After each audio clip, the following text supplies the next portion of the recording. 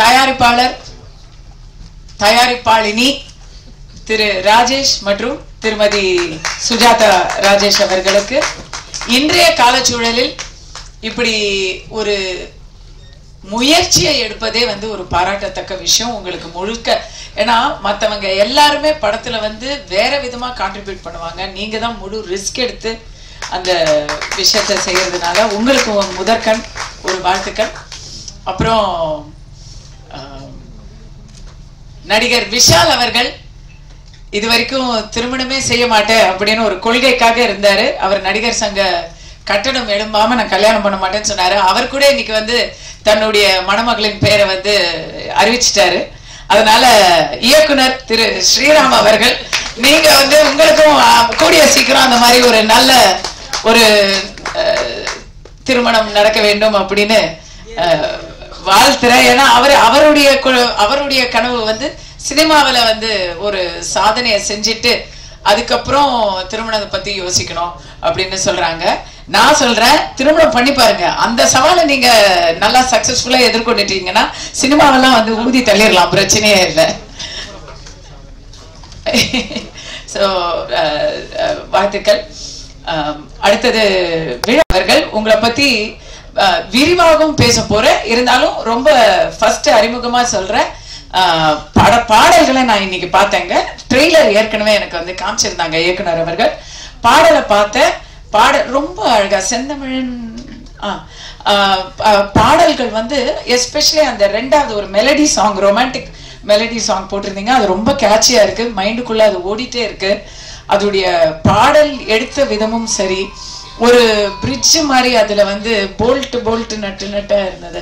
அந்த அந்த லொகேஷன், அதோடைய ஃபீல், பாடலுடைய ஃபீல் மியூசிக்லயும் சரி, வேர்ட்ஸ்லயும் சரி, விஷுவல்ஸ்லயும் சரி ரொம்ப அழகா கன்வே ஆயிருந்தது. வாழ்த்துக்கள்.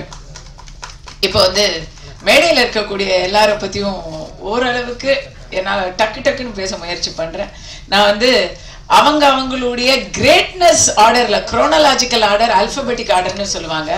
அதே போல ஒருத்தங்களுடைய அவங்களுடைய அந்தஸ்து, அவங்களுடைய விஐபி ஸ்டேட்டஸ் ஆர்டர்ல வந்து சொல்லுவாங்க.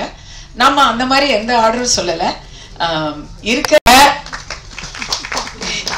அவங்களுக்கு வந்து இப்ப ரொம்ப பசிக்குது, அதனால அதுக்காகவாவது ரொம்ப சுருக்கமா பேசணும் அப்படின்னு. நான்லாம் பேசணும்னா கொஞ்சம் நிறைய சொல்ல வேண்டியிருக்கு, இருந்தாலும் அதெல்லாம் மேக்சிமம் சுருக்கமா பேசுறோம். குட்டி பாப்பா, நான் உங்களுக்கு வந்து இப்பவே பாராட்டு சொல்லிட்டேன். நான் பேசி முடிக்கிறதுக்குள்ள எங்க உங்க அப்பா அம்மா போய் அதுக்கு கொஞ்சம் உணவு ஊட்டி கூட்டியாங்க. செம்ம கியூட், போங்க சாப்பிட போங்க. ஏன்னா 5 வயசு அந்த பாப்பாவுக்கு எவ்வளவு டிசிப்ளின் பாருங்களேன். இங்க நம்ம எல்லாருமே வந்து பசிக்குதே, போலாமா இல்லையா, கஸ்தூரி எப்ப பேசும் எப்ப முடிக்கும் அப்படி யோசிச்சுட்டு இருப்பீங்க. அந்த பாப்பா உட்கார்ந்த இடத்துலயே, நம்ம கதாநாயகருடைய மடியில உட்கார்ந்த இடத்துல எந்த ஒரு முக சுளிப்பும் இல்லாம அவ்வளவு சமத்தா நல்லா வளர்த்திருக்கீங்கம்மா பாப்பாவை வந்து. அது ஒரு சைல்டு ப்ராடிஜி. நல்லா வருவீங்க, வாழ்த்துக்கள். நம்முடைய இந்த படத்தின் கதாநாயகன் எங்கள் அபிமான நடிகர் பரம்பரையில் ஒரு வாரிசுங்கிறது வந்து எல்லா இடத்துலயும் அது கண்டிக்கக்கூடிய விஷயம் கிடையாது. சில இடங்கள்ல அது வரவேற்க வேண்டிய விஷயம். அப்படி வருக என்று வரவேற்கிறோம் திரு விஜேஷ் நாகேஷ் அவர்களை. இங்க பாக்குறதுக்கு இங்க செம்ம கிளாமரா வந்திருக்கிறாங்க. படத்துல வந்து கதையின் நாயகனாக வாழ்ந்திருக்கிறாங்க. அவர் வந்து தன்னுடைய பாட்டி பேரை வந்து சொல்லாம வெட்கப்படுறதும், அதே போல கணக்குல நல்ல மார்க் வாங்கணும் தானே கேட்டிருக்க அப்படிங்கிறதும், நம்ம 2 பேரும் கல்யாணம் பண்ணிக்கிட்டா என்னன்னு கேட்கறதும், உங்களுடைய அந்த சிரிப்பு, அந்த வெள்ளந்தியான ரியாக்ஷன்ஸ் அதெல்லாம் ரொம்ப நல்லா இருக்குங்க. நம்ம பார்த்தது இந்த ஒரு சாம்பிள் தான். அந்த சாம்பிளே வந்து ஒரு சோறு, ஒரு பானை சோத்துக்கு பதம்ங்கிற மாதிரி ரொம்ப நல்லா பண்ணியிருக்கீங்க. நல்ல அர்த்தமுள்ள கதாபாத்திரங்களை அடைந்து சினிமாவில் ஒரு நல்ல இடத்துக்கு வரணும். உங்களுடைய தாத்தா பெயரையும் உங்களுடைய தந்தை பெயரையும் நிலையாட்டணும் அப்படின்னு நான் உங்களுக்கு வாழ்த்துக்கிறேன். ஐயா ராம்ஜி அவர்கள், மக்கள் குரல் ராம்ஜி அவர்களுக்கும் எனக்கும் வந்து நான் ஒரு நன்றி கடன் இருக்கு எனக்கு அவருக்கு. முதலாக நான் தமிழ் சினிமாவுக்கு வந்த போது அவருக்கு தெரியும், எனக்கு தெரியும், உங்க யாருக்கும் தெரியாது. நான் வந்து என்னுடைய முதல் படம் ஆத்தாவன் கோயிலிலே திரு கஸ்தூரி ராஜா அவர்கள் தான் என்னை அறிமுகப்படுத்தினாரு. அவருடைய குலதெய்வம் பேர் கஸ்தூரியை தான் எனக்கு சூட்டினாரு, அழகு பார்த்தாரு. ஆனா கஸ்தூரி ராஜா அவர்களுடைய எழுத்தில், அவருடைய உருவாக்கத்தில் நான் வேற ஒரு படத்துல தான் முதல்ல நடிச்சேன். அப்ப முதல்ல நடிச்ச அந்த படத்துல இருந்து ஸ்டில்ல முதல்ல போட்டது ராம்ஜி அவர்கள் தான். அந்த படம் வந்து வரல, உங்களுக்கு ஞாபகம் இருக்கு, எனக்கு ஞாபகம் இருக்கு. அந்த படம் டேக் ஆஃபே ஆகல, சில நாட்கள் படப்பிடிப்பு நடந்தது. அதுக்கப்புறம் தான் நான் வந்து ஆத்தாவன் கோயிலில் நடிச்சேன். ஸோ கஸ்தூரியா மாறுவதற்கு முன்னிலிருந்து என்னை பார்த்து என்னுடைய நலம் விரும்பியாக இருக்கக்கூடியவர் ஐயா. வணக்கம். இங்கேருந்து காலை நான் வணங்கிக்கிறேன். சார் பேர் எனக்கு வந்து உங்க பேரை விட மதன் அப்பா அப்படின்னு தான் இப்போ வந்து ரெஜிஸ்டர் இருக்குது.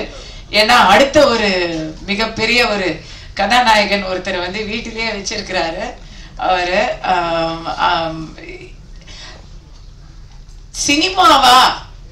சினிமாவுக்குள்ள யாரும் வந்துட்டா அது வேற மாதிரி அவங்களுடைய திசை போயிரும் அப்படிங்கிறது ஊடகத்துல ஒரு புறையோடி போயிருக்கக்கூடிய ஊடகங்களால் கட்டமைக்கப்பட்ட ஒரு பார்வை. அது சினிமாக்காரங்க எல்லாருமே ஒரு மாதிரிப்பா அப்படின்ற மாதிரி ஒரு ஃபீலிங்கை வந்து இன்றைய யூடியூப் உலகம் மக்களிடையே கொண்டு சென்றடைய வைத்திருக்கிறது. ஆனா சினிமாவை நல்லா தெரிஞ்சவங்க, உள்ள இருக்கிறவங்க எல்லாருக்குமே தெரியும், நாங்க எல்லாருமே குடும்பம்னு சொல்லும் போது அதுல எல்லாருமே தன் அப்பா, சித்தப்பா, அம்மா, அண்ணி, அக்கா எல்லாரை விட சகோதரிகள் தான் அதிகமாக இருப்பாங்க. சினிமாவில் ஒரு கால் டாக்ஸில போக கூட பயப்படுவோம். ஆனா யூனியன் டாக்ஸில எங்களோட நைட்டு முழுக்க இங்க ஒரு ஷூட்டிங் முடிச்சுட்டு நைட் டிராவல் நம்ம யூனியன் டிரைவர் சகோதரர்களோட போவோம். அது வந்து அவ்வளவு ஒரு பத்திரமான பாதுகாப்பான ஒரு விஷயமா இருக்கும். இங்க நான் அதை வந்து திமிராவே சொல்றேன், பெருமையா சொல்றேன், திமிரா கூட சொல்றேன். எத்தனையோ பாலியல் வன்முறைகள் அது இதுன்னு செய்திகள்ல சினிமாவை பத்தி கிசு எழுதுறவங்க யோசிச்சு பாருங்க. செய்திகள்ல வரக்கூடிய விஷயங்கள் எல்லாத்திலயுமே வந்து பலவிதமான பப்ளிக் பர்சன்ஸ் வந்து இன்வால்வ்டா இருப்பாங்க. எங்கேயாச்சும் சினிமால ஒரு பாலியல் வன்முறை நடந்திருக்கு, ஒரு கார்ல போனாங்க, அந்த கார் டிரைவர் அத்துமீறினாரு, இல்ல ஒரு தொழிலாளர் அத்துமீறினாரு, இப்படி எங்கேயாவது நீங்க கேள்விப்பட்டிருக்க முடியுமா? டெய்லி என் ஸ்டாஃப் எல்லாம் வந்து என்னுடைய மேக்கப் நிபுணர், என்னுடைய சிகை அலங்கார நிபுணர், என்னுடைய காஸ்டியூமர் எல்லாருமே ஆண்கள் தான். ஒரு கவர்ச்சியாக தோற்றம் அளிக்கணும் அப்படின்னு சொன்னா அந்த உடைய அந்த நேரத்துல அந்த இடத்துல வந்து தைக்கிறவங்க கூட எனக்கு வந்து ஆண்கள் தான். அவங்க தான் எனக்கு சகோதரர்களா. ப்ரொஃபஷனலிசம் அப்படிங்கறது சினிமால கத்துக்கணும். எல்லாரும் என்ன கேட்டாங்க, நேத்து கூட ஒருத்தர் கேட்டாரு, அமைதிப்படையில நீங்க அல்வா வாங்கின அனுபவம் எப்படி இருந்துச்சுங்க அப்படின்னு. நான் 2 விஷயம் சொன்னேன். இந்த அனுபவத்தை யாருமே சத்யராஜ கேட்கறது இல்லை, என்னதான் கேட்கறாங்க அப்படின்னு.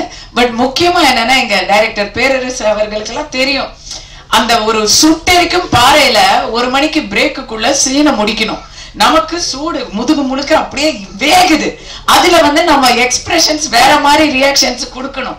It's a very difficult thing. அதுல எல்லாருமே ப்ரொஃபஷனலா சீன் நல்லா வரணும்னு நினைப்பாங்களே தவிர யாரு எப்படி ஸ்கோர் பண்ணலாம்னு நினைக்கவே மாட்டாங்க. அது ஒன்லி வந்து சாரி டு சே இன்றைய ஊடகங்கள் இத வந்து எங்களுடைய கஷ்டங்களையும் எங்களுடைய நஷ்டங்களையும் நாங்கள் சந்திக்கும் சவால்களையும் நீங்க மக்கள் கிட்ட எடுத்து சொன்னீங்கன்னா அதுக்கே நிறைய டிஆர்பி நிறைய வியூஸ் வரும்.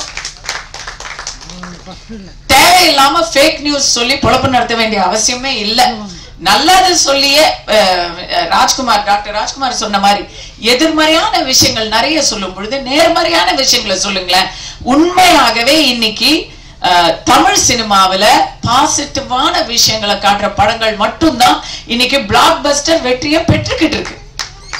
சோ இது எதுக்காக இதை நான் ஆரம்பிச்சேன்னா, சினிமாவுக்கு வந்தா எப்படி இருக்குமோ நினைக்கிறவங்க நடுவுல சினிமாவில தன் மகனை ஈடுபடுத்தணும் அப்படின்னு நினைக்கிறதுலாம் ஒரு பெரிய விஷயம். அதே போல சுஜாதாமா பக்கத்திலே இருக்கிறாங்க. அவங்களுடைய தந்தையார் திரு பத்மநாபன் அவர்களும் திருமதி பத்மநாபன் அவர்களும் எனக்கு இப்போ விருது கொடுத்து கௌரவிச்சாங்க.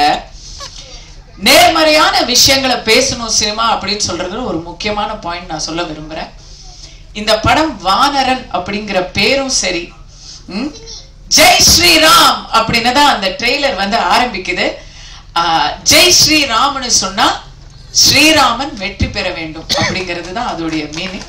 ஸ்ரீராம், ஜெய் ஸ்ரீராம், நீங்க வெற்றி பெறணும். உங்க பின்னாடி தம்பி உடையான் படைக்கு அஞ்சான்னு சொல்லுவாங்க. அண்ணன் உடையார, தம்பி உடையானா அப்படிங்களா? பக்கத்து வீட்டுக்காரரா? தண்ணி கேன் போட வைப்ப.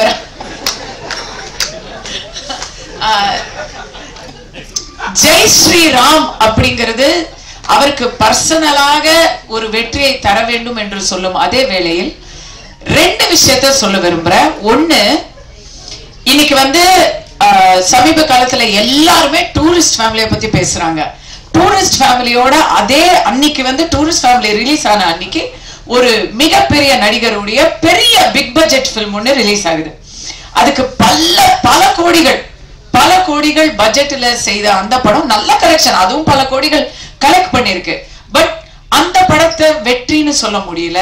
டூரிஸ்ட் ஃபேமிலி எங்கேருந்தோ யாருமே எதிர்பார்க்காம வந்து அந்த படம் வந்து ஒரு சூப்பர் டூப்பர் ஹிட் அடிக்கும் பொழுது என்ன ஆகுது, சினிமா இண்டஸ்ட்ரிக்கு ஒரு பெரிய ஆக்சிஜனா இருக்கக்கூடியது, சினிமா இண்டஸ்ட்ரிக்கு ஒரு பெரிய புத்துணர்ச்சியா ஊக்கமா இருக்கக்கூடியது பிக் பட்ஜெட் படம் 50 கோடி 60 கோடி பட்ஜெட்ல எடுத்து 65 கோடி 70 கோடி கலெக்ட் பண்றதோ இல்ல 100 கோடி கலெக்ட் பண்ணாலே ஷேர் வந்து முழுசா பிரேக் ஈவன் ஆகாது. அப்படி 60 கோடி இல்ல 100 கோடி கலெக்ட் பண்றதுக்கும் 10 கோடியில ஒரு படத்தை எடுத்து அது வந்து இன்னைக்கு 80 கோடியை தாண்டி கலெக்ட் பண்றதுக்கும் ஒரு பெரிய வித்தியாசத்தை நம்ம சொல்லும் போது நம்ம புரிஞ்சுக்க முடியும். இன்றைக்கு இவர் வந்து ஒரு பட்ஜெட் சொல்லலாமா, நீங்க சொல்லலாமா, சில கோடிகள் அப்படி சொல்லுவோமே, சில கோடிகள் ஒரு கைக்குள்ள அடக்கக்கூடிய அளவுல ரொம்ப பார்த்து எடுத்திருக்கிறார் ஒரு படம். இந்த படம் ஓரளவு நன்றாக ஓடினாலே இந்த படத்துல முதலீடு பண்றவங்க எல்லாருக்கும் அது ஒரு பெரிய லாபத்தை எடுத்து கொடுக்கும். அதுக்கு இன்றைக்கு மாமன்கிற படத்தையும் நம்ம சொல்லலாம். நான் ஒரு படம் நடிச்சிருக்கேன், டிடி நெக்ஸ்ட் லெவல், அதுவும் நல்லா போய்கிட்டு இருக்கு. பட் அந்த படம் வந்து கொஞ்சம் அதிகமான பட்ஜெட். சோ பெரிய பட்ஜெட் வந்து பெருசா ஓடுறதுக்கும் சின்ன படங்கள் வந்து நல்லபடியா ஓடுறதுக்குமே வந்து சின்ன படங்கள் நல்லபடியா ஓடுறது தான் தமிழ் இண்டஸ்ட்ரிய நீண்ட கால ஒரு அனுகூலமாக நீண்ட கால லாபத்துக்கு வழிவகுக்கும். பட் சின்ன படங்களை மக்கள் பார்க்க ரெடியா இருந்தா கூட இதெல்லாம் ஓடிடில வந்துருமே, ஓடிடிலேயே பாத்துக்கலாமே, எதுக்கு தியேட்டருக்கு போகணும்னு நினைப்பாங்க. அதுக்கு காரணம் ஒரு மிகப்பெரிய படத்துக்கும், பெரிய படம் நான் சொல்றது பட்ஜெட்ல, ப்ரமோஷன்ல, விளம்பரங்கள்ல ஒரு அந்த மாதிரி ஒரு பெரிய ஒரு பேக்கிங் இருக்கிற படம் வந்து எல்லாருக்கும் விளம்பரம் எதிர்பார்ப்பு எல்லாமே இருக்கும் இல்லையா, ஸ்டார் வேல்யூ. அதுக்கு படத்துக்கும் ஒரு புதியவர்கள் முயற்சிக்கும் ரெண்டுத்துக்கும் டிக்கெட் வேலை பாத்தீங்கன்னா ஒன்னேதான். அதே டிக்கெட் வேலையே நம்ம வந்து ஒரு தியேட்டருக்கு போறோம், அப்ப எதுக்கு செலவழிக்கணும் அப்படின்னு மக்கள் யோசிக்கிறது வந்து ஒரு நியாயமான ஒரு யோசனை தானே. ஆனா ஓடிடில பாத்துக்கலாம் நீங்க வெயிட் பண்ணீங்கன்னா அந்த படத்துக்கு இன்னைக்கு யதார்த்த நிலைமை என்னன்னா, ஓடிடி தியேட்டர்ல நீங்க வந்து படத்தை ரிலீஸ் பண்ணுங்க, தியேட்டர்ல ரிலீஸ் ஆனா ஓடிடில வாங்கிக்கிறோம். இல்லைன்னா நீங்க இந்த ஓடிடிலயுமே வந்து ஸ்டார் படம் அது வந்து தியேட்டர்ல ஃபிளாப் ஆனா கூட, தியேட்டர்ல வரவேற்பை பெறாவிட்டால் கூட, எங்களுக்கு தெரிஞ்சவங்க நடிச்சிருக்கிறாங்க, எங்களுக்கு நல்லா ரெகக்னிஷன் இருக்கிற ஸ்டார்ஸ் நடிச்சிருக்கிறாங்க, அதை வந்து நாங்க ஈஸியா வாங்கிடுவோம். பட் நீங்கெல்லாம் புதிய முயற்சி, அதனால நீங்க தியேட்டர்ல மக்களுடைய வேர்டிக்டை எடுத்துக்கிட்டு வாங்க அப்படின்னு ஓடிடி தளங்கள் சொல்றாங்க இன்றைய வியாபார யதார்த்தத்துல. அந்த மாதிரி ஒரு விஷயம் இருக்கும் பொழுது தியேட்டர்கள்ல சின்ன படங்கள் வரணும், சின்ன படங்கள்னால தியேட்டர்களுக்கும் வந்து ஒரு லாபம் இருக்கணும், இவங்களுக்கும் ஒரு ஊக்கம் இருக்கணும் அப்படின்னு சொன்னா, இன்னைக்கு ஃபர்ஸ்ட் எல்லா திரையரங்குகளுமே ஒரே ஒரு ஏறக்குறைய ஒரு மோனோபலி மாதிரி தமிழ்நாட்டுல இருக்கு அப்படின்னு நான் நினைச்சிட்டு இருந்தேன். அதுக்கு வந்து ராஜேஷ்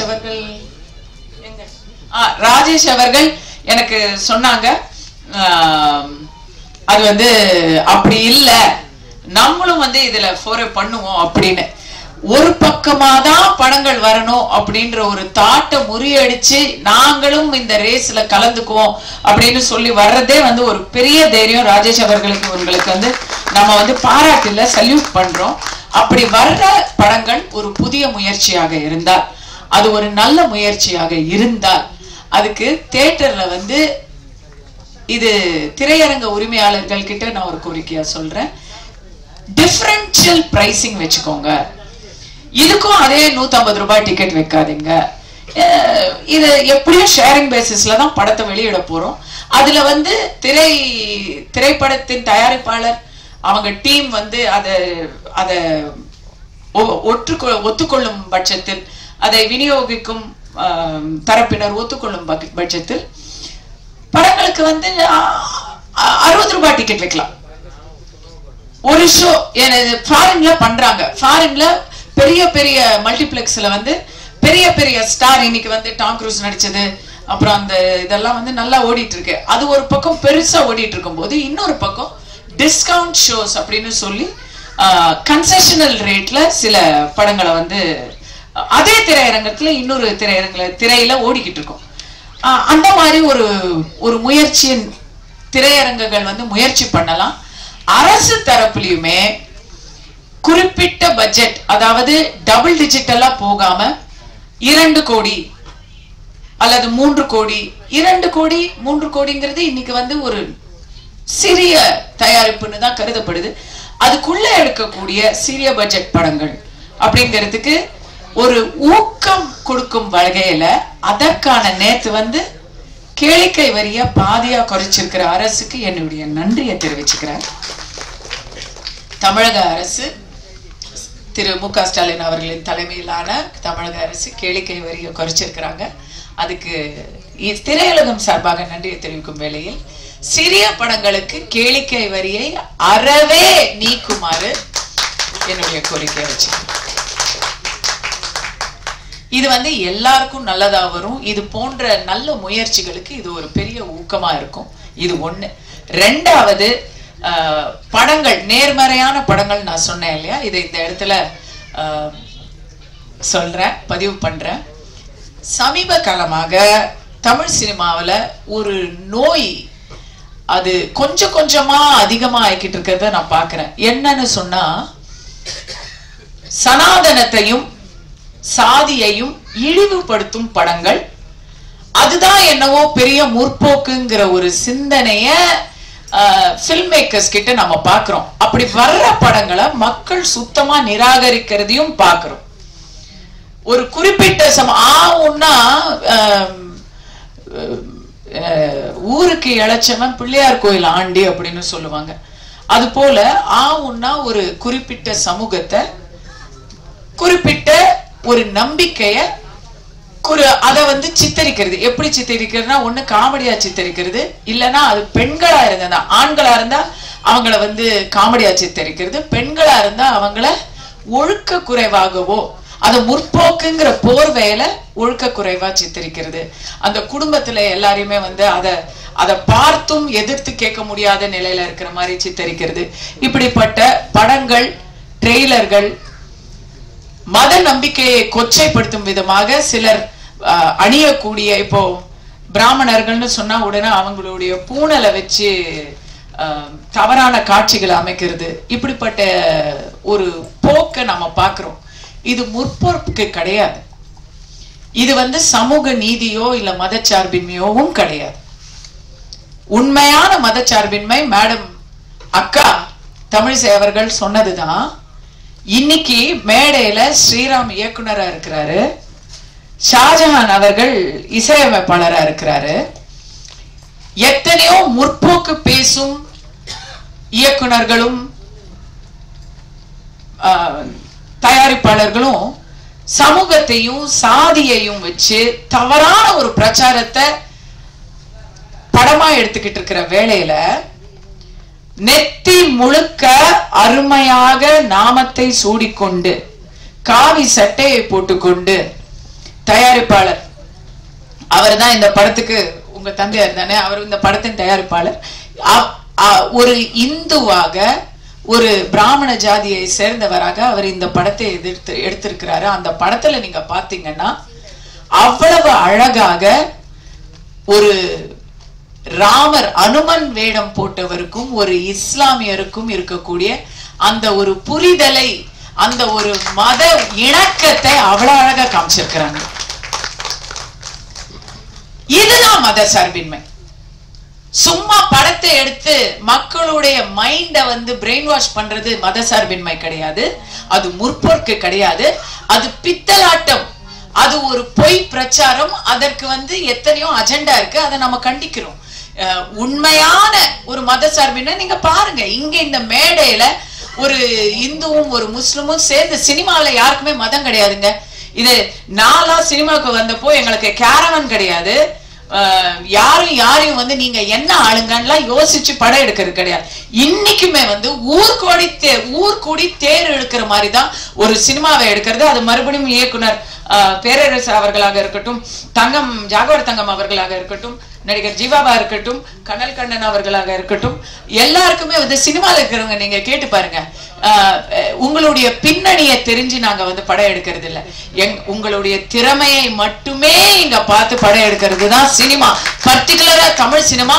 அந்த திமிரோட நான் சொல்றேன், இன்னைக்கு மாறுபட்ட திசையில் போகக்கூடிய சினிமாவை உங்களுடைய இந்த சீரிய முயற்சி மீண்டும் சரியான திசைக்கு திருப்பி விட்டிருக்கிறது. பாராட்டுக்கள் பிரதர். இதுதான் உண்மையான நேர்மறையான படங்கள். இது போன்ற படங்கள், குறிப்பாக ரைட் விங் ஐடியாலஜி இருக்கக்கூடிய படங்களுக்கு தமிழகத்தில் இடமில்லைன்னு சொல்றாங்க. அதையும் நான் ஏற்க மாட்டேன். புராண படங்கள் கம்ப்ளீட்டா சாமி படங்களே வந்துட்டு இருந்த தமிழ்நாட்டுல அறிஞர் அண்ணா அவர்களுடைய வேலைக்காரி என்பது ஒரு டேர்னிங் பாயிண்டா இருந்தது. கலைஞர் கருணாநிதி அவர்கள் வசனத்தில் பராசக்தி என்பது ஒரு டேர்னிங் பாயிண்டா இருந்தது. அன்னையில இருந்துதான் சமூக படங்கள், சமூகத்தின் பிரச்சனையை பேசும் படங்கள் அப்படிங்கிறது ஒரு கம்ப்ளீட் ஒரு ஜெனரேஷனையே மாற்றி அமைச்சது. தமிழகத்தின் அரசியலையே மாற்றியது, தமிழகத்தின் அரசையும் மாற்றியது. அதே போல இப்ப ரைட் விங் தாட்ங்கிறது இந்தியில வந்துருச்சு, தெலுங்குல வந்துருச்சு. தமிழ்ல வரக்கூடாது அப்படின்னு யார் நினைச்சாலும் வந்தே தீரும். வர வேண்டும், மாற்றம் வர வேண்டும். தமிழக திரைப்படத்தில் மட்டுமல்லாமல் மக்கள் மனதில் இருக்கக்கூடிய அந்த மக்கள் குரலை திரை பிரதிபலிக்க வேண்டும். இந்த படம் பிரதிபலிக்கிறது. இது ஒரு அரசியலோ இல்ல மதமோ சார்ந்த படம் இல்ல, எல்லாருக்குமான படம். அப்பா மகள் பாச பிணப்பை கூறும் படம். எப்பவுமே ஃபேமிலி சென்டிமெண்ட் தோத்ததே இல்லை. அந்த ஃபேமிலி சென்டிமெண்ட் எங்களுக்கும் இருக்கு. படத்தை பார்க்கும்போது, அந்த குழந்தைய பார்க்கும்போது அவ்வளோ ஆசையா இருக்கு. ஸோ இந்த படம் ரொம்ப நல்லா வரும் அப்படின்னு நான் சொல்லிக்கிறேன். மற்றபடி கண்ணன் அவர்கள் ஐநா சபையில பேசுறது எப்படின்னு நான் பார்க்கல. இங்க நீங்க பேசுறது நல்லா சூப்பரா இருந்தது. பேரரசு அவர்கள் எப்படி பேசுவாருன்னு எனக்கு ஏற்கனவே தெரியும். நான் பயங்கர ஃபேனு. ஸோ ரொம்ப நல்லா இருக்குன்னு உங்களுக்கு ஒருத்தங்க காம்ப்ளிமெண்ட் கொடுத்தாங்க. நீங்க அதை சட்டை பண்ணல. பட் இன்னைக்கு எத்தனை குரல்ல பேசுறீங்க அப்படின்னு நீங்க ஒரு அழகான ஒரு ரோல் பண்ணிருக்கிறீங்க. அந்த ரோல் பாசிட்டிவான ரோலா, வெரி நைஸ். ரொம்ப நல்லா இருக்கு. படமே ரொம்ப பாசிட்டிவா இருக்கு. இந்த ஒரு முயற்சிக்கு இங்க ஆதரவு கொடுத்திருக்கிற பிரஸ் அனைவருக்கும் என்னுடைய நன்றியை தெரிவிச்சிருக்கேன். அனைவருக்கும் வாழ்த்துக்கள். ஜெய்ஹிந்த்.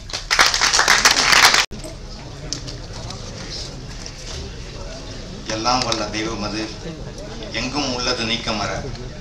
வல்லாய் உடலில் இயக்குபவன், வாழ்வில் உயிரில் அறிவும் அவன். கல்லார் கற்றார் செயல் விளைவாய் காணும் இன்பம் துன்பம் அவன் என்று இறைத்தாயை வணங்கி, தூய உள்ளம், அன்பு உள்ளம், பெரிய உள்ளம், தொல்லுலக மக்கள் எல்லாம் ஒன்றே என்னும் தாய் உள்ளம், அறிவை விரிவிசை அகாண்டமாக்க மானிட சமுத்திரம் நான் என்று கூவு, பிரிவில்லை எங்கும் பேதமில்லை என்று தமிழ் தாயை வணங்கி, மேடையில் அமர்ந்திருக்கும் அனைவருக்கும், ஊடக பெருமக்கள் அனைவருக்கும் என்னுடைய அன்பின் கலந்த வணக்கத்தை தெரிவித்துக் கொள்கிறேன். பாடல்கள் எல்லாம் கேட்டிருப்பீங்க. அழகாகவும் சிறப்பாகவும் வந்ததுக்கு முக்கியமான காரணம், பாடல்கள் எல்லாம் நான் எழுதியிருந்தாலும் கூட அதற்கு இன்புட் கொடுத்த இயக்குனர் அண்ணன் ஸ்ரீராம் பத்மநாபன் அவர்களுக்கும், இசையமைப்பாளர் ஷாஜகான் அவர்களுக்கும், தயாரிப்பாளர் ராஜேஷ் பத்மநாபன் மற்றும் சுஜாதா மேடம் அவர்களுக்கும் என் அன்பின் கலந்த நன்றியை தெரிவித்துக் கொள்கிறேன். ஒரு நிமிடம் தான் எடுத்துக்கிறேன் நான். அண்ணன் ஸ்ரீராம் பத்மன் அவர்கிட்ட வந்து எப்போ பேசினாலும் சொன்ன மாதிரி படம் எப்படி எடுத்திருக்காரோ அதை விட 100 மடங்கு அவர்கிட்ட வந்து பாசிட்டிவ் எனர்ஜி இருந்துகிட்டே இருக்கும். எப்போ நம்ம வந்து பேசினாலுமே அவர் தோய்வு நிலையில் இருந்தாலும் கூட நம்மளை வந்து அது 100% வந்து ஒரு பாசிட்டிவ் எனர்ஜியில் வந்து ஆழ்த்திடுவார். அந்த பாசிட்டிவ் எனர்ஜி வந்து நம்மளுக்கும் கடத்தி விட்டுருவார். ஸோ இந்த படமே ஒரு பெரிய ஒரு பாசிட்டிவ் வைபை வந்து கிரியேட் பண்ணும் திரையரங்கில். அது நீங்கள் பார்த்த பாடல்களில் கனெக்ட் ஆன மாதிரி அனைவருக்கும் அது வந்து அந்த அப்பா மகள் உறவு குறித்தான பாடலும் அணுமன் குறித்தான பாடலும் இல்லை காதல் பாடலுமே வந்து கனெக்ட் ஆகும் நம்புகிறேன். இந்த வாய்ப்புக்கு நன்றி. அனைவருக்கும் வணக்கம். எல்லோருக்கும் என் வணக்கத்தை தெரிவித்துக் கொள்கிறேன். சினிமா சம்பந்தமாக எனக்கு எதுவும் தெரியாது. இருந்தாலும் எங்க ஐயா, என்னோட குரு, என்னோட ஆசான் ஐயா ராஜேஷ் ஐயா அவர்கள் அழைத்ததுனால நான் இங்கே வந்தேன்.